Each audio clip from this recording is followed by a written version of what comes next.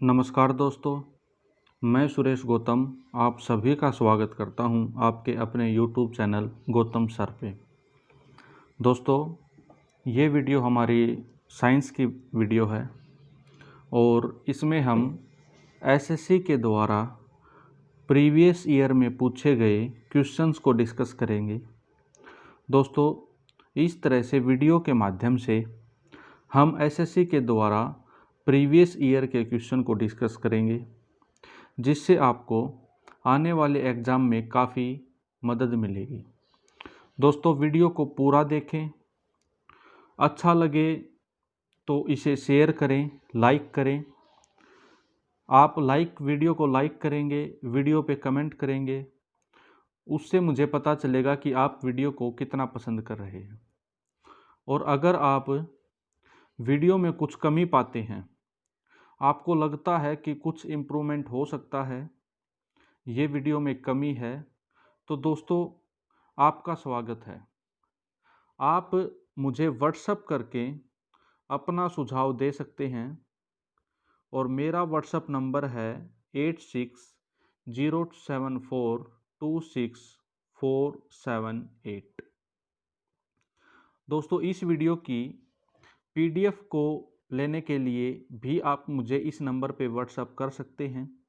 मैं आपके पास इस वीडियो की पीडीएफ सेंड कर दूंगा।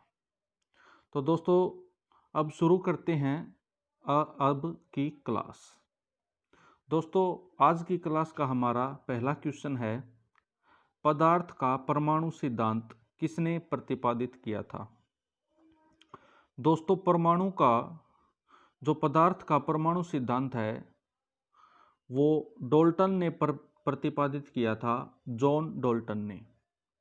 दोस्तों, जॉन डाल्टन के अनुसार सभी पदार्थ छोटे छोटे कणों से मिलकर बने होते हैं, जिन्हें परमाणु नाम दिया गया था। और डाल्टन के अनुसार ये परमाणु अविभाज्य होते हैं। अविभाज्य का मतलब है इन्हें और फर्दर डिवाइड नहीं कर सकते, इनके और टुकड़े नहीं कर सकते। तो आप ध्यान रखिए दोस्तों, ये एसएससी में आया हुआ क्वेश्चन है कि परमाणु सिद्धांत को प्रतिपादित किया था जॉन डाल्टन ने। दोस्तों, नेक्स्ट क्वेश्चन है, कौन से दो आधारभूत बल दो न्यूट्रॉनों के बीच आकर्षण बल उपलब्ध करा सकते हैं? दोस्तों, जो आकर्षण बल है, अट्रैक्शन फोर्स है, वो दो वस्तुओं को एक दूसरे की तरफ खींचेगा और जो रिपल्सन फोर्स है वो उनको दूर धकेलेगा। तो दोस्तों, इस तरह का क्वेश्चन आप ऑप्शन देख के भी कर सकते हैं कि कौन से वो जो दो बल हैं जो एक दूसरे की तरफ वस्तुओं को अट्रैक्ट करते हैं। और वैसे इसका सही आंसर है गुरुत्वीय और नाभिकीय बल। जैसा कि हम सब जानते हैं, ग्रेविटेशनल फोर्स भी एक अट्रैक्टिव फोर्स है और नाभिकीय बल न्यूक्लियर फोर्स। तो दोस्तों, गुरुत्वीय बल और नाभिकीय बल वो दो बल हैं जो न्यूट्रॉनों के बीच अट्रैक्शन फोर्स को प्रोवाइड करते हैं, अट्रैक्शन फोर्स को, आकर्षण बल को उपलब्ध कराते हैं। अगला क्वेश्चन है, जब दो परमाणुओं के बीच आबंध बनता है तो समुदाय या प्रणाली की ऊर्जा। दोस्तों, जब दो परमाणुओं के बीच आबंध बनता है, बॉन्ड बनता है, तो उस समुदाय की, उस प्रणाली की ऊर्जा घट जाती है। आप याद रखिए, उस समुदाय की ऊर्जा घट जाती है। आपके ऑप्शन इस टाइप से मिलेंगे, घटती है, बढ़ती है, कोई फर्क नहीं पड़ता, कभी घटती है कभी बढ़ती है।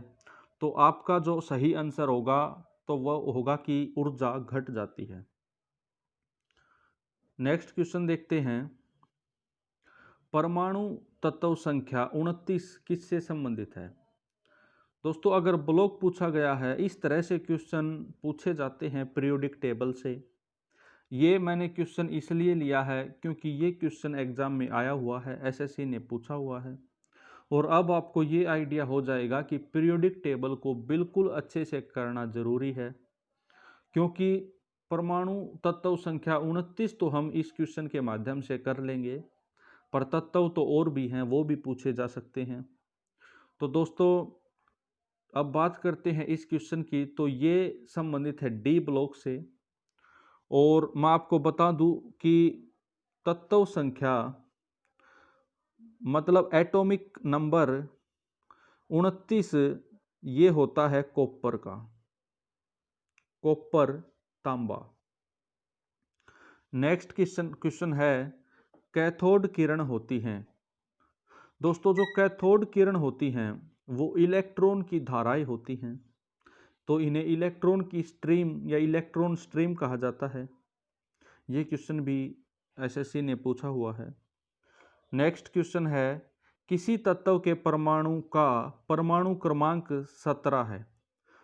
परमाणु क्रमांक का मतलब है एटॉमिक नंबर, और द्रव्यमान एटॉमिक मास 36 है, उसके नाभिक में न्यूट्रॉनों की संख्या बताओ। बहुत अच्छा क्वेश्चन है दोस्तों। अभी 15 दिसंबर से आपको पता है एनटीपीसी के एग्जाम होने वाले हैं, और एनटीपीसी या रेलवे ग्रुप डी में इस तरह के क्वेश्चन आपको देखने को मिल जाते हैं। देखने में बिल्कुल बेसिक क्वेश्चन होते हैं, पर बच्चे इनकी तरफ कम ही ध्यान देते हैं। दोस्तों जो परमाणु क्रमांक है एटॉमिक नंबर है, और जो एटॉमिक मास है, ये आपको बिल्कुल अच्छे से समझना चाहिए। हमें पता है कि परमाणु इलेक्ट्रॉन, प्रोटॉन और न्यूट्रॉन से बना होता है।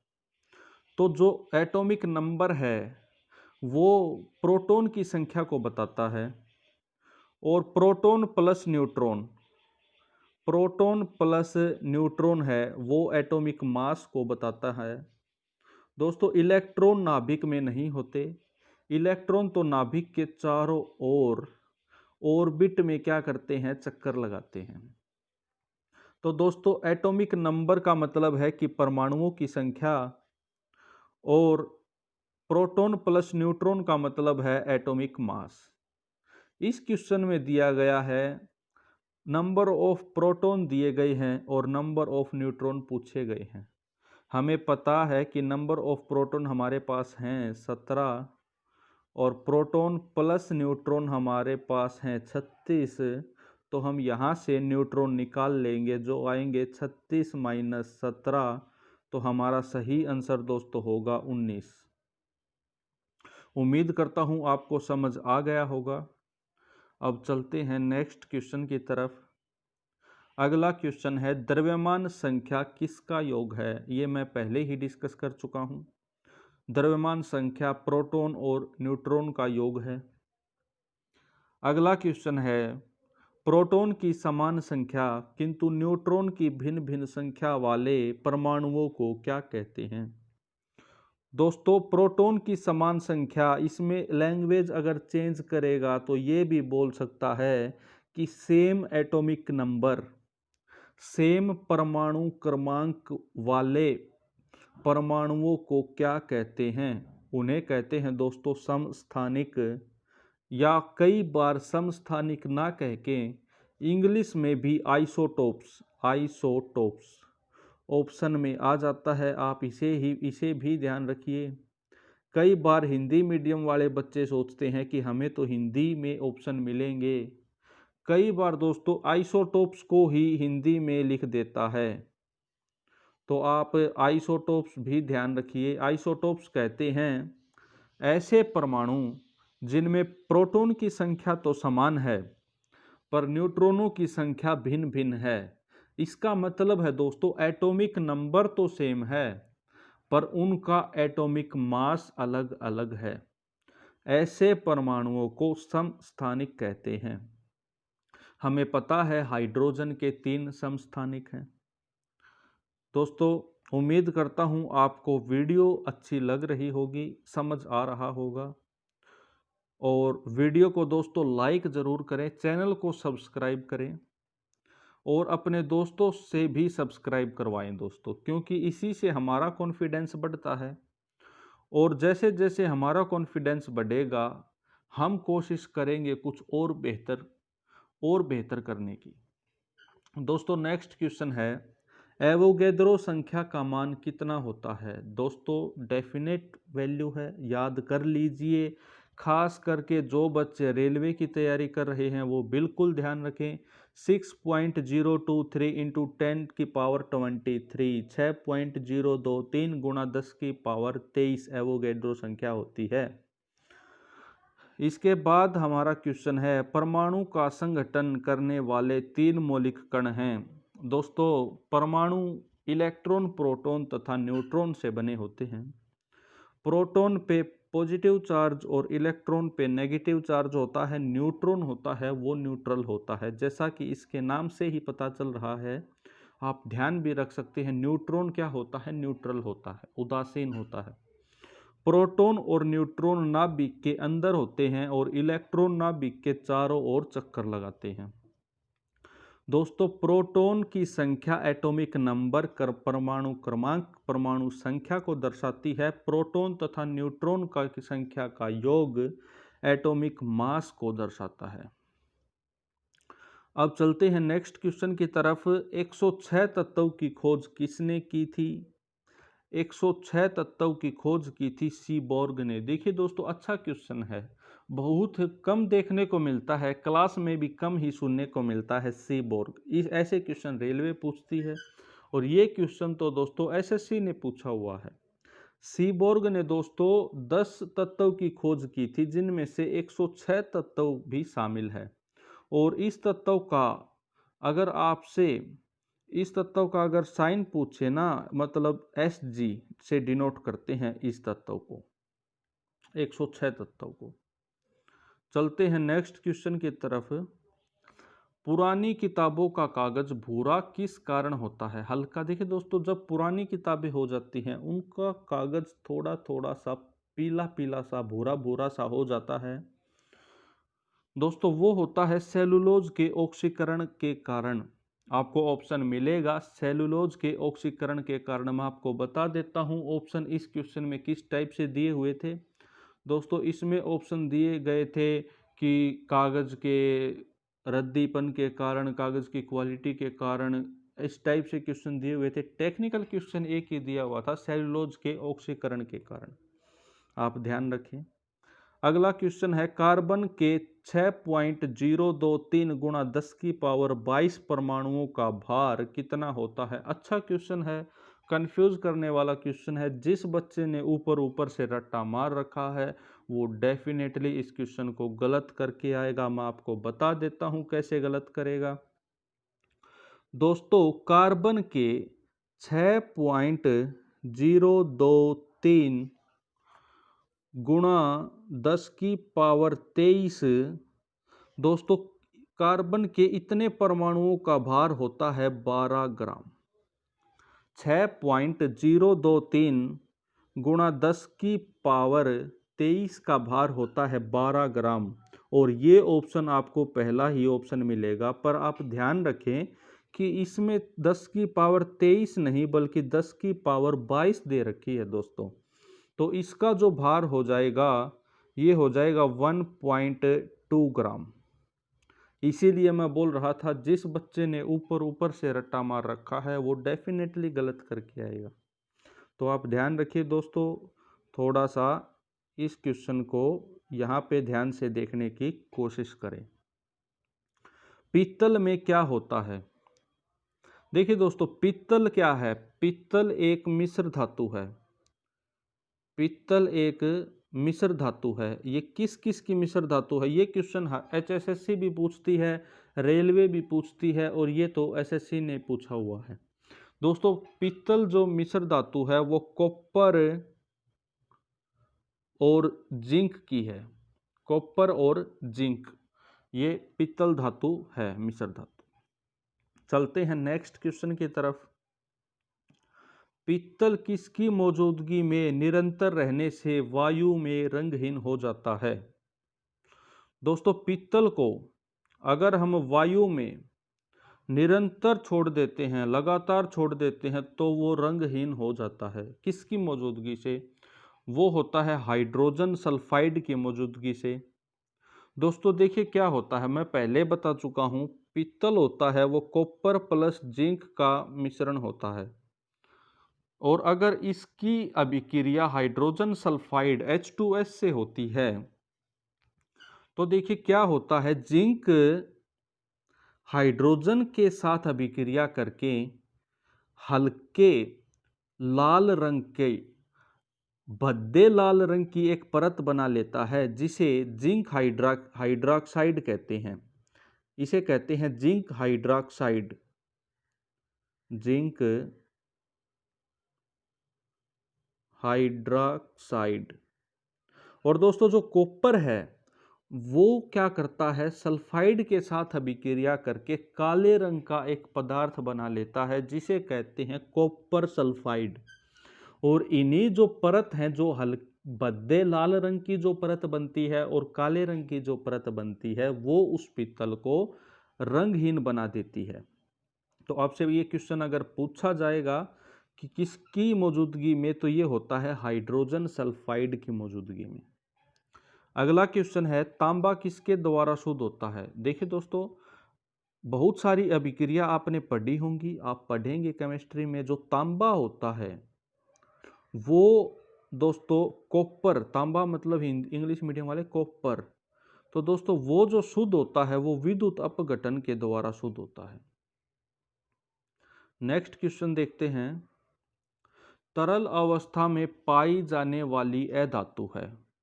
दोस्तों तरल अवस्था में ब्रोमीन जो धातु है वो तरल अवस्था में पाई जाती है। और अगर मैं धातु की बात करूं तो कमरे के तापमान पर जो पारा धातु है वो तरल अवस्था में पाई जाती है। पर यहाँ पे धातु नहीं अधातु पूछी गई है। ऑप्शन में पारा पहले ऑप्शन पे इसमें मिल सकता है। कई बच्चे देखेंगे जल्दी जल्दी में धातु अधातु में अंतर नहीं देखेंगे, वो देखेंगे पारा और सीधा उसको टिक कर देंगे। तो क्वेश्चन को ध्यान से पढ़ना है दोस्तों। यहाँ पे अधातु पूछी गई है जो तरल अवस्था में पाई जाती है, तो उसका आंसर हमारे पास होगा ब्रोमीन। इसके बाद अगला क्वेश्चन है, अमलगम मिश्र धातु है जिसमें आधार धातु है। दोस्तों अमलगम जो है वो मिश्र धातु है, इसका जो आधार धातु है, जो बेसिक जो मेटल है इसकी, वो क्या है, जो कंपलसरी होनी ही चाहिए अमलगम बनाने के लिए, वो है पारा। और मैं आपको बता चुका हूं पारा जो धातु है वो रूम टेम्परेचर पे कमरे के तापमान पर तरल अवस्था में पाई जाती है, थर्मामीटर में यूज होती है पारा। इसके बाद अगला क्वेश्चन है, लोहे को जंग लगता है किस अभिक्रिया के कारण। लोहे को जंग लगना क्या कहलाता है, इस टाइप से क्वेश्चन पूछा जाएगा। तो लोहे को जंग लगता है दोस्तों ऑक्सीकरण के कारण। देखिए दोस्तों क्या होता है कि जब लोहा लंबे समय तक जल और वायु के कांटेक्ट में रहता है, जल मतलब नमी और हवा के कांटेक्ट में रहता है, तो उस पर एक हल्के भूरे रंग की परत जम जाती है, जिसे हम जंग कहते हैं। और उसे हम केमिस्ट्री की भाषा में फेरिक ऑक्साइड कहते हैं। फेरिक ऑक्साइड Fe2O3, ये परत जम जाती है, इसे ही हम क्या कहते हैं, जंग कहते हैं। दोस्तों ये होता है, ये ऑक्सीकरण के कारण होता है, क्योंकि जो मैं वायु की बात कर रहा हूं उसमें होती है ऑक्सीजन, और उसी के साथ वो अभिक्रिया करके ऑक्सीकरण के कारण ये परत बना लेता है, जिसे हम कहते हैं जंग। नेक्स्ट क्वेश्चन देखते हैं, लोहे में देखिए, अब लोहे पे जो जंग लगता है उसमें किस किस टाइप के क्वेश्चन पूछे जाते हैं वो अब आप देखिए।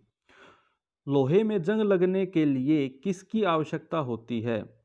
लोहे में जंग लगने के लिए आवश्यकता होती है ऑक्सीजन और जल की। मैंने अभी बताया था आपको, ऑक्सीजन और जल की उपस्थिति में, तो ऑक्सीजन और जल जरूरी हैं लोहे में जंग लगने के लिए। अगला क्वेश्चन है, लोहे में बहुत शीघ्र जंग कहाँ लगता है। दोस्तों इसमें आपसे क्वेश्चन ऑप्शन दिए होंगे, तो मैं आपको बता देता हूँ। जिस जल में नमक की मात्रा ज़्यादा होती है, प्लस ऑक्सीजन तो है, पर जिस जल में नमक की मात्रा ज़्यादा होती है उस जल में लोहे पे जंग जल्दी लगेगा। तो समुद्र के जल में नमक की मात्रा ज़्यादा होती है, इसीलिए ऑप्शन के हिसाब से हम जाएंगे तो समुद्र के जल में प्लस ऑक्सीजन लोहे में जंग जल्दी लगता है। अगला क्वेश्चन है, जब लोहे में जंग लगता है तो उसका भार, जब लोहे में जंग लगता है तो उसका वजन, देखिए दोस्तों उसका वजन जो है हमें महसूस होता है, टेक्निकली हम ऐसा सोचते हैं कि उसका वजन घट जाता है क्योंकि हमारा जो लोहा है वो ख़त्म हो गया, खराब हो गया। पर दोस्तों ऐसा नहीं है, उस जब लोहे में जंग लगता है तो उसका भार बढ़ता है। आप याद रखिए, लोहे में जंग लगता है तो उसका भार बढ़ता है, और ये क्वेश्चन एसएससी ने पूछा हुआ है। अगला क्वेश्चन है, लोहे में जंग लगना कैसा परिवर्तन है। देखिए दोस्तों, जंग लगने पे ही किस टाइप से अलग अलग क्वेश्चन पूछे जा रहे हैं। अगर कोई बच्चा वन लाइनर पढ़ के चला जाएगा कि लोहे में जंग लगना एक रासायनिक परिवर्तन है, और उसमें घुमा फिरा के अगर क्वेश्चन पूछ लेता है तो बच्चा वहीं पे फंस जाता है। इसलिए ज़रूरी है दोस्तों कि आप बेसिक नॉलेज ज़रूर लें, बेसिक कंसेप्ट ज़रूर समझें उसका। तो क्वेश्चन है, लोहे में जंग लगना कैसा परिवर्तन है। ये रासायनिक परिवर्तन है। एक भौतिक परिवर्तन होता है, एक रासायनिक परिवर्तन होता है। भौतिक परिवर्तन में क्या होता है कि हम जो प्रोडक्ट बनता है उसको वापस उसी अवस्था में बदल सकते हैं, वापस उसी अवस्था में बदल सकते हैं। मैं आपको एग्जांपल देके समझाता हूँ। बर्फ़ दोस्तों बर्फ़ से अगर अगर मेरे पास पानी है मेरे पास, मैं इसको फ्रिज में रख के इसकी बर्फ़ जमा देता हूँ, ये कैसा परिवर्तन है, ये भी पूछ सकता है। ये भौतिक परिवर्तन है। क्यों है? क्योंकि मैं वापस बर्फ़ से पानी पे आ सकता हूँ। और इसमें दोस्तों पानी बर्फ़, बर्फ़ पानी है तो पानी दोस्तों, पानी का गुण नहीं बदला, कोई अलग से प्रोडक्ट नहीं बना, और वापस से हम इसको रिवर्सिबल कर सकते हैं इस रिएक्शन को। तो ये भौतिक परिवर्तन होता है। अब आते हैं रासायनिक परिवर्तन में। इसमें क्या होता है दोस्तों, जो नया प्रोडक्ट बनता है वो अलग ही बनता है। जो जिससे वो प्रोडक्ट बना है उसकी गुण धर्म उससे बिल्कुल अलग होते हैं। और सबसे मेन बात आप याद रखें कि वापस उस प्रोडक्ट को उसके जिससे बना है उसमें रिएक्टेंट्स में हम नहीं बदल सकते। जैसे कि लोहे में जंग लगना, लोहा था हमारे पास और उसमें जंग लग गया। अब दोस्तों उस जंग लगे हुए लोहे को वापिस अगर वो कई साल तक खराब हो गया तो वापिस हम उसे लोहे में नहीं बदल सकते। और एग्जांपल लेता हूं, कागज का जलना। एक कागज को अगर हम जला देते हैं तो वापिस से हम उस कागज में उसको नहीं बदल सकते। तो जो ऐसे परिवर्तन होते हैं वो रासायनिक परिवर्तन होते हैं। चलते हैं नेक्स्ट क्वेश्चन की तरफ। यशद लेपन में लोहे पर किसकी परत चढ़ाई जाती है। ये क्वेश्चन बहुत बार पूछा जाता है, एचएसएससी ने पूछा हुआ है, 2016 क्लर्क एग्जाम में पूछा हुआ है, और रेलवे भी पूछ लेती है इस टाइप के क्वेश्चन। और मैं जो डिस्कस कर रहा हूँ एसएससी ने तो ये सारे क्वेश्चन भी पूछे हुए हैं।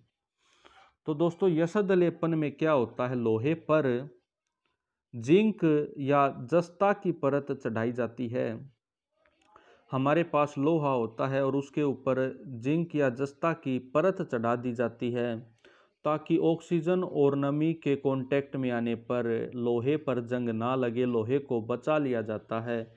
इसी को यशद लेपन कहते हैं।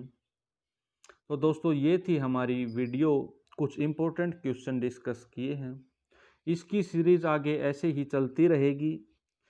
दोस्तों आप अपना जो प्यार है वो हमें लाइक करके, वीडियो को शेयर करके, कमेंट करके ज़रूर बताएं। आप वीडियो को कितना पसंद करते हैं। आप वीडियो को पसंद करते हैं, लाइक नहीं करते, कमेंट नहीं करते, इससे हमें दोस्तों पता नहीं चलता, हमारा और आपका कनेक्शन नहीं बन पाता है। तो आप एक बार उसको जाहिर ज़रूर करें, कमेंट करें, लाइक करें, उससे हमें बूस्टअप मिलता है, हमारे अंदर भी कॉन्फिडेंस आता है। और आप यकीन मानिए दोस्तों, हमारा कॉन्फिडेंस आपके लिए फ़ायदेमंद होगा। तो इसी के साथ दोस्तों आज की वीडियो यहीं पर ख़त्म करते हैं। और आप इस वीडियो को अच्छे से पढ़ें, नोट डाउन करें क्वेश्चन को और इंतज़ार करें नेक्स्ट वीडियो का। थैंक यू, धन्यवाद।